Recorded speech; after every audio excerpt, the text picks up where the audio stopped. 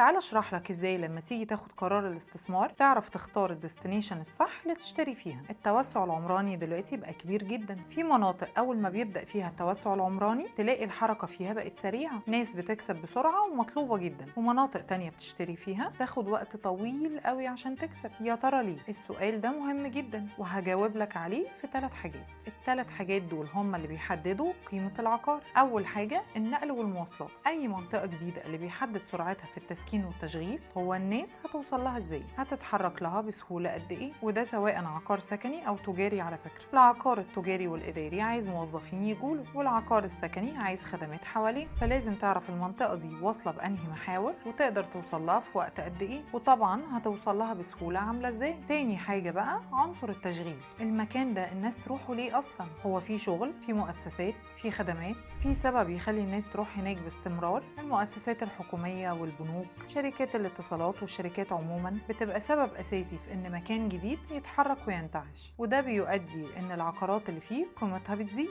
العنصر الثالث بقى هو الطلب الحقيقي دلوقتي، ده أهم عنصر فيهم. أي توسع عمراني مهما كان كبير جدا فهو معمول عشان الناس، ناس تعيش، ناس تشتغل، فلازم الناس يبقى عندها سبب تروح هناك. يعني الساحل الشمالي كان مرتبط عند المصريين بالصيف، هم شهرين الساحل، فاحنا دلوقتي بنعمل توسع استثماري وسياحي، هنستنى الناس تبدأ تتقبل ان الساحل بقى طول السنة، الشركات تفتح هناك، ناس تسكن هناك بشكل مستمر، بالتالي المنطقة تشتغل وقت اطول. لما ده يتحقق ما بقاش الساحل كده موسم، وده بيقولك الاستثمارات اللي هناك بتحصل ليه. لما الثلاث حاجات اللي قلتلك عليهم دول يتحققوا المنطقة بتتحول من امتداد جديد لمكان بيكون قيمة حقيقية، والقيمة دي تترجم لفلوس او لمكسب. ومن غير الثلاث حاجات دول ما يحصلوا عندنا عقار موجود على الخريطة، بس هل هنقدر نكسب منه دلوقتي؟